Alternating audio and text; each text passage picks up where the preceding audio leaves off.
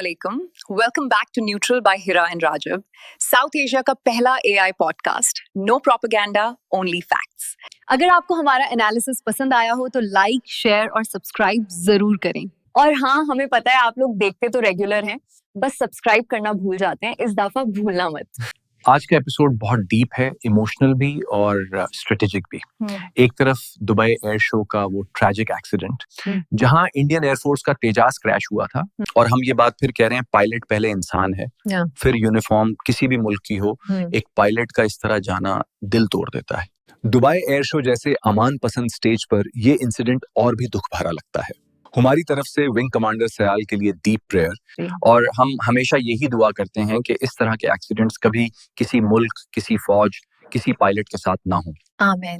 Dubai air show एक family friendly international aviation event होता है. बच्चे, फैमिलीज, एविएशन लवर्स सब लोग एयरक्राफ्ट डेमोन्स्ट्रेशंस एंजॉय करते हैं. इसी पीसफुल स्टेज पर इंडिया का तेजस LCA जेट अपना एरोबैटिक रूटीन परफॉर्म कर रहा था.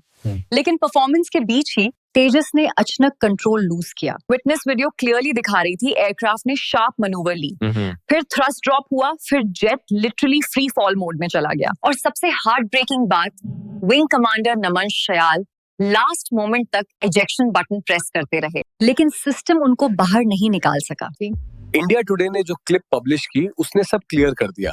पायलट ने इजेक्ट ट्राई किया, सिस्टम ने जवाब दे दिया. और यही सबसे दुख भरी चीज है. पायलट ने आखिर तक स्ट्रगल की, लेकिन इजेक्शन सिस्टम कंप्लीटली अनरिस्पॉन्सिव हो गया था. ऐसी सिचुएशंस में सेकंड्स मैटर करते हैं. अगर सिस्टम रिस्पॉन्ड ना करे, पायलट लिटरली हेल्पलेस हो जाता है.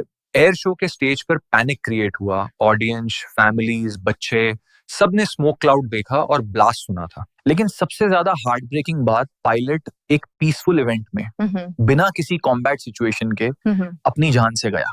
अब आते हैं फैक्ट्स पर. जो बात इंडिपेंडेंट एक्सपर्ट्स बोल रहे थे, आज Indian media, specially India today, उसकी कॉन्फर्मेशन कर रहा है. क्रैश टेक्निकल फॉल्ट की वजह से हुआ. इंजन थ्रस्ट ड्रॉप हुआ, सिस्टम फ्रीज हुआ, इजेक्शन सिस्टम ने फायर नहीं किया. इसके साथ ही ब्लैक बॉक्स, जो असल में ऑरेंज होता है, मिल चुका है.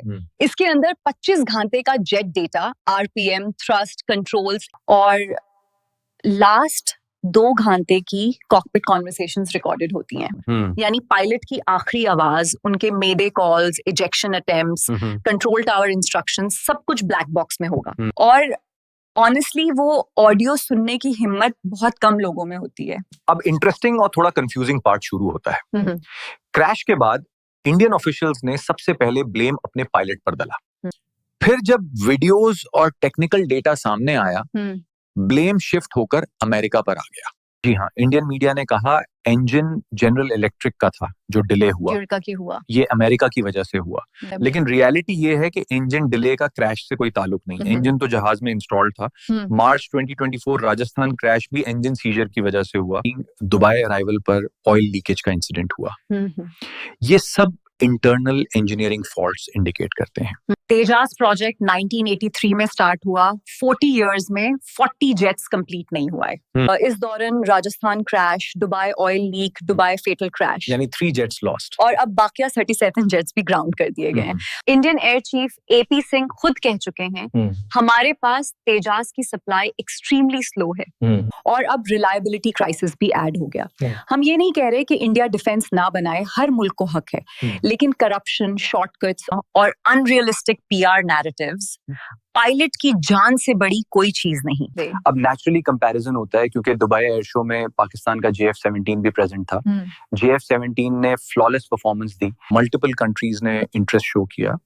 PAF के पायलट्स और इंजीनियर्स ने प्रोफेशनलिज्म मेंटेन किया. लेकिन फिर भी पाकिस्तान का JF-17 एक रिलायबल प्लेटफॉर्म साबित हुआ, जबकि तेजास मल्टीपल फेलियर्स फेस कर रहा है. टेक्निकल बातें एक तरफ, लेकिन एक यंग पायलट, एक इंसान, एक बेटे, एक हस्बैंड की जान चली गई. वीडियोस में दिखा वो क्रैश से थोड़ी देर पहले दोस्तों के साथ हंस रहे थे, नॉर्मल कॉन्वर्सेशन कर रहे थे, फैमिली को मिल रहे थे, और फिर कुछ मिनट्स बाद उनका एजेक्शन सिस्टम ही उनको प्रोटेक्ट ना कर सका. हमारी तरफ से इंडियन पायलट के लिए डीप कंडोलेंस है, और हमारी दिल से ये दुआ है कि ऐसी कोई भी तकलीफदेह सूरत हाल दोबारा किसी के साथ ना आए.